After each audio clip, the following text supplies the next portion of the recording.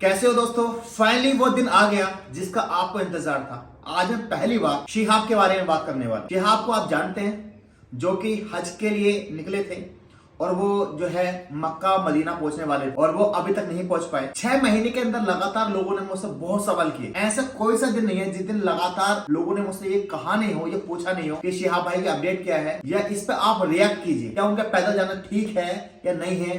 इस पर आज मैं दिल खोलकर बात करने वाला हूँ। और आज इस वीडियो का टॉपिक ये हो सकता है, शिहाब भाई यानी उनकी यात्रा है द एंड या फिर कंटिन्यू। और वो इस समय है कहां, क्योंकि यूट्यूब पर अगर तुम सर्च करोगे या गूगल पर सर्च करोगे तो आपको पाकिस्तान के बहुत सारे यूट्यूबर मिल जाएंगे, इंडिया के बहुत सारे यूट्यूबर मिल जाएंगे, लेकिन एक्चुअल में जानकारी जो है ना आपको वो 0% मिलेगी। मुश्किल से इक्का दुक्का लोग हैं या फिर जैसे पंजाब के जो इमाम साहब है उन्होंने सही इंफॉर्मेशन दी, बाकी आपको कोई भी इंफॉर्मेशन के बारे में राइट नहीं मिलेगी। और ये वीडियो ना आपको लास्ट तक देखना जरूरी है, क्योंकि ये एक्चुअल में इंफॉर्मेशन होने वाली है। शिहाब भाई के मन में आपके लिए जो है, जो भी डाउट है ना, वो सारे क्लियर होने वाले हैं। सबसे पहला सवाल आप लोगों का कि आखिर शिहाब भाई इस समय कहां हैं, जवाब देने वाला हूं। दूसरा, क्या जो पैदल जा रहे हैं क्या वो ठीक है उनके लिए, क्या सेफ है, इन पर हम बात करेंगे। देखो, मैं एक बात कहना चाहता हूं कि शिहाब भाई ने जो पैदल यात्रा की थी, पिछले अगर जून से बात करें तो लगभग 6 महीने से ज्यादा हो चुके हैं। और वो उस 6 महीने में उन्होंने अपना सफर शुरू किया। और आपको पता है कि वो जो है लास्ट में उनका जो सफर है टोटल 8,000 किलोमीटर के आसपास होने वाला था। 8,400 मान लो, 8,500 मान लो, जिसमें वो लगभग 4 देशों को टच करने वाले थे। यानी इंडिया को छोड़कर बाकी आए तो पाकिस्तान, ईरान, इराक, कुवैत और उसके बाद सऊदी अरेबिया। यानी एक इंडिया देश हो गया, सऊदी अरेबिया हो गया, बीच में 4 देशों को वो टच करने वाले थे। आखिर वजह क्या है, कहां तक पहुंच पाए हैं, क्या उनका ये जाना ठीक है, या इस पर मेरी अपनी क्या राय है। 6 महीने के अंदर मैंने इस पर कभी बात नहीं की। देखो, ऐसा नहीं है कि पहली बार ही शिहाब भाई कोई यात्रा कर रहे हैं या हज या मान लीजिए उम्रा या हज के लिए वो पैदल जा रहे हैं। इससे पहले इंडिया से भी लोग गए हैं, लेकिन वो लोग लाइट में नहीं आए। अगर इंडिया से बाहर की बात करूं, आउट ऑफ इंडिया बात करूं, चाहे वो इंग्लैंड से बात करूं, चाहे रसिया से बात करूं, चाहे अफ्रीका से बात करूं, बहुत लोगों ने जो है हज किया है पैदल, लेकिन कभी वो लाइट में नहीं आए। गूगल पर आप सर्च करोगे ना पैदल हज करने वाले या साइकिल हज करने वाले, आपके सामने बहुत सारी लिस्ट आ जाएगी। मैं आपको 2 नाम बताता हूं। ये बड़ी पर्सनैलिटी हैं जिन्होंने जो है सफर जो है अपना पैदल भी किया, साइकिल से भी किया। आपके सामने ये देखो, बंदा जो है ये मुस्लिम है और ये हज गए, और इनका जो सफर था वो कैसा था, बाई एयर नहीं था, बाई बस नहीं था। आप समझ सकते हो, ये है मामूली नहीं शख्स का कारनामा, हजारों किलोमीटर पैदल चलकर की हज की यात्रा। ये मैं क्यों बता रहा हूं, इसका ताल्लुक जो है इसी खबर से है। इस शख्स ने 9,000 किलोमीटर की का जो सफर है वो चला, और इनका नाम है मोहम्मद खमीम सैतिवायान। आप पढ़ सकते हो इनके बारे में, गूगल पर इनके बारे में आपको जानकारी मिल जाएगी आपको। और इनका जो सफर था वो इतना आसान नहीं था, मतलब बहुत सारे देशों से इन्हें गुजरना पड़ा। और जब इन्होंने अपना इंटरव्यू दिया तो उसमें बताया कि एक देश ऐसा था जहां उन्हें लग रहा था कि मैं इस देश को पार ही नहीं कर पाऊंगा। खैर, इससे पहले भी और बहुत सारे लोग जो है हज का सफर कर चुके हैं। मैं एक चीज कहना चाहता हूं, मैं आज ये बिल्कुल जज नहीं करूंगा कि शिहाब भाई पैदल गए वो ठीक था या गलत, ये उनके और अल्लाह के बीच का मसला है। लेकिन इस बात पर जानकारी होनी चाहिए, इस पर बात की जानी चाहिए, क्या उनका तरीका ठीक था या नहीं था। देखो, जो लोग हज करने जाएं, चाहे आप साइकिल से जाओ या पैदल जाओ, तो उसका तरीका क्या होता है। क्या गलती हुई शिहाब भाई की टीम से, या उनकी जो ट्रिप एडवाइजर होगा उसने क्या गलती की, ये मैं आपको बताने वाला हूं। देखो, होता क्या है, शिहाब भाई वाले केस में क्या हुआ, इनके लोगों का ये कहना है कि जब शिहाब भाई सफर करने गए तो इन्हें पाकिस्तान से गुजरना था, तो इन्होंने पाकिस्तान का वीजा मांगा, तो एम्बेसी ने मना कर दिया कि हम पाकिस्तान का वीजा अभी नहीं दे सकते। ये देखो, कोई फायदा नहीं है, क्योंकि आप 3 महीने में आप बॉर्डर क्रॉस कर नहीं पाओगे और वो वीजा जो है बेकार हो जाएगा, 3 महीने पास हो जाएंगे। इसलिए आप वहां पहुंचो, बाघा बॉर्डर पहुंचो, उसके बाद हम वीजा दे देंगे, आप पहुंच सकते हो। ये इनकी टीम का कहना है। अब रियलिटी क्या है कि एक्चुअल में क्या होना चाहिए, ये मैं आपको बताऊं। देखो, अगर आप हज करना चाहते हो पैदल या साइकिल से, तो सबसे पहले आपको दिल्ली सऊदी अरेबिया की जो एम्बेसी है वहां जाना पड़ेगा, फ्रेश पासपोर्ट लेकर। कैसे? फ्रेश पासपोर्ट लेकर के। और वहां जाने के बाद बताएं उन्हें, एप्लीकेशन दे कि हम जो है बाय फुट यानी पैदल यात्रा करना चाहते हैं हज की, या बाईसाइकिल करना चाहते हैं। अब मैं ऐसा क्यों कह रहा हूं, क्योंकि जो आप बाई फ्लाइट करते हो, बाई एयर करते हो, इसका वीजा अलग होता है, और एक ये जो पैदल करते हो, बाई फुट करते हो, इसका स्पेशल वीजा होता है जो जिस वीजे पे लिखा हुआ भी आता है। सिंपल सी बात है कि अगर आप सऊदी अरेबिया जाओगे तो पहले उन्हें बताओगे कि भाई हम पैदल हज करने जा रहे हैं। कैसे, इसको मैं और आसान बता देता हूं। पासपोर्ट क्या होता है? पासपोर्ट एक तरह का आपका देश आपको पासपोर्ट देता है कि आप अपने देश से बाहर जा सकते हो। और वीजा क्या होता है? जिस देश में जा रहे हो वो आपको बुला रहा है कि आप हमारे यहां आ सकते हो। समझ रहे हैं? जैसे मान लीजिए मुझे आगरा जाना है और मेरे वहां रिलेटिव रहते हैं, और मैंने उनको कहा कि मैं भाई पैदल आना चाहता हूं, और उन्होंने परमिशन दे दी। पहले उनका परमिशन देना जरूरी है ना। और अगर मेरे रिलेटिव ने मुझे परमिशन दे दी कि आप पैदल आगरा आ सकते हो, तो क्या मुझे बीच में कोई रोक सकता है? कोई नहीं रोक सकता। तो सवाल यह है कि अगर आप पैदल हज करना चाहते हो तो सबसे पहले आपको पाकिस्तान की एम्बेसी, ईरान, इराक, कुवैत, वहां नहीं जाना है। सबसे पहले सऊदी अरब एम्बेसी है, वहां जाकर उन्हें बताना है कि हम पैदल हज करना चाहते हैं। फिर उसमें कुछ डॉक्यूमेंट्स होंगे, वो आपको बताएंगे। जैसे एग्जांपल के तौर पे वो आपका फिजिकल सर्टिफिकेट मांग सकते हैं आपका, यानी आप कितने फिट हो, मेडिकल मान लो उसको आप, ठीक है। उसके बाद कोविड की रिपोर्ट मांग सकते हैं। उसके बाद एक पुलिस क्लियरेंस सर्टिफिकेट होता है वो मांग सकते हैं, या गवर्नमेंट से वो एनओसी मांग सकते हैं, क्या इस बंदे पर कोई केस नहीं है, एकदम फिट फाट है ये नहीं। हालांकि सऊदी अरब जो होता है, अच्छे लोग हैं, एम्बेसी वाले अच्छे लोग हैं, वो दे देते हैं, क्योंकि पैदल सफर तो इससे पहले भी हुआ है ना। तो शिहाब भाई की टीम की तरफ से ये गलती हुई, उन्होंने ऐसा नहीं किया, क्योंकि ऐसा किया होता तो प्रॉब्लम नहीं आती। अब सोचो कि अगर सऊदी अरेबिया ने आपको स्पेशल वीजा दे दिया जिस पर लिखा हुआ होगा स्पेशल वीजा फॉर फुट, यानी पैदल चलने के लिए, साइकिल के लिए, और अगर सऊदी अरेबिया ने वीजा दे दिया तो कोई और देश रोक सकता है आपको? नहीं रोक सकता ना। आज जो परेशानी हो रही है वो परेशानी नहीं होती। अब सऊदी अरेबिया ने आपको वीजा दे दिया, अब आपको करना क्या है कि भाई सऊदी अरेबिया ने दे दिया, अब जो और देश है उनसे भी आपको वीजा लेना है। लेकिन वो वीजा कौन सा होता है? वो होता है ट्रांजिट वीजा।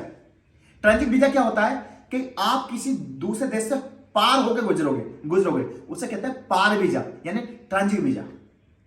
अब मान लीजिए आपके पास वीजा है, सऊदी अरब ने आपको दे दिया कि भाई आप हमारे यहां आ सकते हो, हमने आपकी इनविटेशन को एक्सेप्ट कर लिया। अब आप पाकिस्तान जाओगे, कोई रोक सकता है क्या? उनकी मजबूरी होगी आपको वीजा देने की। आप इंडिया में जो पाकिस्तान एम्बेसी वहां जाओगे, उसके बाद आप ईरान एम्बेसी में जाओगे जो दिल्ली वाली है, उसके बाद आप जो है कुवैत वाली में जाओगे, उसके बाद इराक वाली में जाओगे। कोई देश मना कर सकता है आपसे? कोई मना नहीं करेगा आपसे। लेकिन शिहाब वाले मसले में ये सारी गलतियां हुई। अब गलती क्या हुई इस पर हम जज नहीं कर रहे। खैर, अब इस तरीके से आपको वीजा मिल गया और आप पहुंच गए। ये तो मैंने आपको प्रोसेस बताया कि एग्जैक्टली प्रोसेस क्या होता है पैदल चलने वालों के लिए। अगर भाई खुदा के वास्ते हाथ जोड़ रहा हूं आपसे, अगर आप पैदल जाना चाहते हो ना, या साइकिल से जाना चाहते हो, तो गलती मत करो। पहले आप सऊदी अरेबिया एम्बेसी से आप वीजा लो, स्पेशल वीजा होता है वो। उसके बाद वीजा लेने के बाद जब वीजा मिल जाए, उसके बाद आप दूसरे जाओ, जो 4 देश आप क्रॉस करोगे उनकी एम्बेसी जाओ दिल्ली वाली, और उनको दिखाओ। क्योंकि अगर आपके पास सऊदी अरेबिया ने दे दिया, फिर कोई देश की एम्बेसी आपको नहीं रोक सकती, बस सवाल जवाब कर सकती है, लेकिन उनकी होगी मजबूरी होगी ना देना। जैसे मैं दोबारा क्लियर करूं कि अगर मैंने आगरा इनविटेशन दिया अपनी मां को कि मैं आगरा आना चाहता हूं पैदल, और उन्होंने उस चीज को एक्सेप्ट कर लिया, तो रास्ते में जो भी जगह पड़ेगी है, कोई मना कर सकता है क्या? नहीं मना कर सकता, क्योंकि मेरे पास परमिशन है। खैर, ये मैंने आपको तरीका बताया कि किस तरीके से आपको करना है। अब बात आते हैं शिहाब भाई के बारे में। शिहाब भाई के बारे में मेरी क्या ओपिनियन है, मैं एक चीज बता दूंगा आपको, 2-3 बार बताने चाहता हूं आपको। लोग कुछ यूट्यूबर का कहना है कि वो पाकिस्तान में है, कुछ का कहना है वो इंडिया में है। एग्जैक्टली उनकी लोकेशन कहां है, ये मेरी पहली और लास्ट वीडियो है। देखो, जो 30% लोग कह रहे हैं क्या वो पाकिस्तान में है, इट मे बी राइट, सही हो सकता है, लेकिन पूरी खबर क्या मैं बताऊं आपको। देखो, शिहाब भाई की जो प्रोफाइल है, उनकी जो पीआर टीम है, जो सोशल मीडिया टीम है, उन्होंने शिहाब भाई के केस को इतना हाइप कर दिया कि उन्हें अब प्रॉब्लम हो रही है।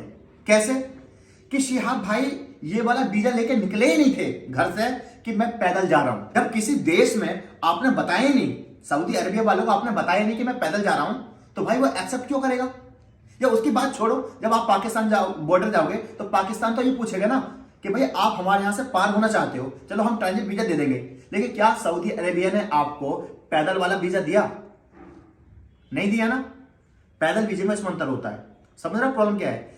अब इस केस में क्या होगा कि वो बहुत समय से अमृतसर बाघा बॉर्डर में रुके हुए, एक स्कूल है वहां पर वो रुके हुए काफी समय से। एक बात तो है कि पाकिस्तान अगर मान लीजिए मना तो किया उसने, लेकिन उन्हें होप थी कि मुझे वीजा मिलेगा। अगर होप नहीं होती तो अब तक उन्होंने कोई दूसरा तरीका अपना लिया होता या वो अब वापस आ गए होते, लेकिन ऐसा नहीं हुआ। वो काफी समय से, यानी लगभग काफी दिनों से, दिनों का मतलब बहुत लंबे दिनों से वो वहां पर रुके हुए हैं। इसका मतलब क्या है कि पाकिस्तान कहीं ना कहीं उन्हें आश्वासन दे रहा है कि हम आपको वीजा देंगे। मैं दो चीज क्लियर कर दूं कि अगर वो इंडिया में हैं तो अब उन्हें अपनी हाइप को दूर करना पड़ेगा। सोशल मीडिया की जो टीम है उसे उन्हें अपने आप को दूर करना पड़ेगा, राइट। और जब सोशल मीडिया की टीम उनसे दूर हो जाएगी तो एग्जैक्टली आपके लिए, जो लोग उनसे जुड़े हुए हैं, उनके लिए ये पता लगाना मुश्किल हो जाएगा कि एग्जैक्टली वो कहां है। मान लीजिए अगर वो इंडिया में हैं तो भी वो सोशल मीडिया से दूर रहेंगे। रीजन मैंने बता दिया क्यों, क्योंकि ये मामला सिक्योरिटी वाला है। इंडिया और पाकिस्तान का जो मसला है ये इतना आसान नहीं है जितना कि यूट्यूबर बताते हैं। पाकिस्तान के यूट्यूबर, इंडिया के यूट्यूबर, गूगल पर सर्च करोगे, यूट्यूब पर सर्च करोगे, हर एक वीडियो सिहाब से शुरू होती है और 2 पैसे की जानकारी इसमें नहीं होती है। दूसरी चीज, पहली बात तो इंडिया में है, 70% वो इंडिया में है। 30% अगर ये माना जाए वो पाकिस्तान में है, और अगर वो पाकिस्तान में है तो वो अपने आप को कवर नहीं कर सकते सोशल मीडिया पर, ना ही उनके साथ सोशल मीडिया पर जो टीम चल रही थी पीआर टीम वो जाएगी। वजह क्या है? क्योंकि उन्हें अपने आप को गुप्त रखना पड़ेगा। उनकी जो सफर है, मान लीजिए कि अगर वो पाकिस्तान में है, वो पाकिस्तान जा रहे हैं, तो उस सफर को उन्हें गुप्त रखना पड़ेगा क्योंकि मामला सिक्योरिटी का है। इंडिया और पाकिस्तान का मामला कोई अफसर नहीं है, पुस्तक गुजर गई और पुस्तक गुजर जाएंगी, ये मसले कभी खत्म नहीं होंगे। इसलिए सिक्योरिटी रीजन की वजह से इस मसले को बहुत बारीकी से रखना पड़ेगा। खैर, ये मैं कोई आपको 100% श्योर नहीं कर रहा हूं कि वो पाकिस्तान में है, लेकिन इतना मैं कह रहा हूं अगर वो पाकिस्तान में अगर होंगे भी या जाएंगे भी फ्यूचर, या मान लिया अगर वो पार भी कर रहे हैं, तो उन्हें अपने आप को सोशल मीडिया से दूर रखना पड़ेगा। और अगर दूर रखना पड़ा होगा तो हो सकता है वो इस समय हो। बहरहाल ये मैंने आपसे बता दिया। अब तीसरी चीज क्या है कि इस मसले पर मैं 6 महीने से क्यों चुप था। एक्चुअली मैंने कभी शिहाब भाई के उनके हज को कभी जज नहीं किया। मैं कौन होता हूं जज करने वाला? ये उनके और अल्लाह के बीच का मसला है।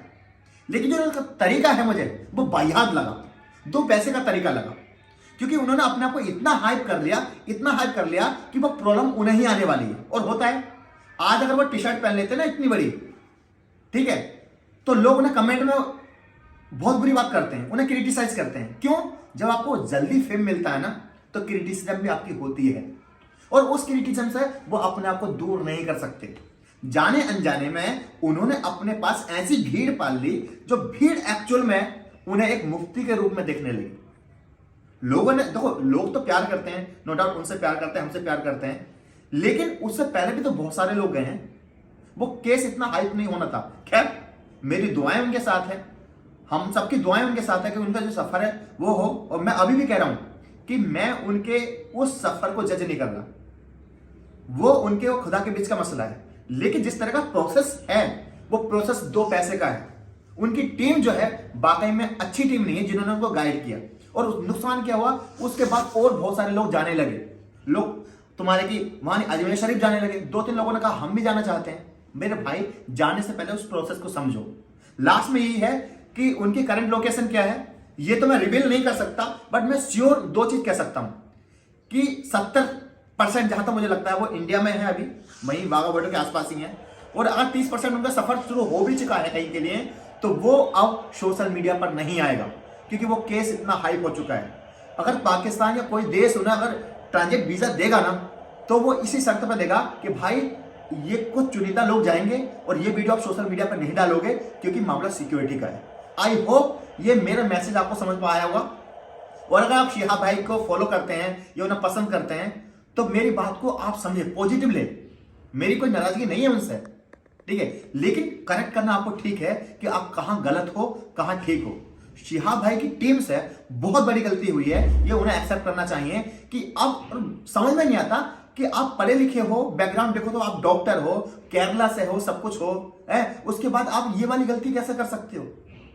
क्या वीजे का प्रोसेस पता नहीं था आपको कि वीजा कैसा लगता है, क्या वजह होती है? खैर दोस्तों, अब मैं इस ब्लॉग का एंड करता हूं। अल्लाह हाफिज। इंस्टाग्राम पर मुझे जरूर फॉलो करें। अल्लाह हाफिज।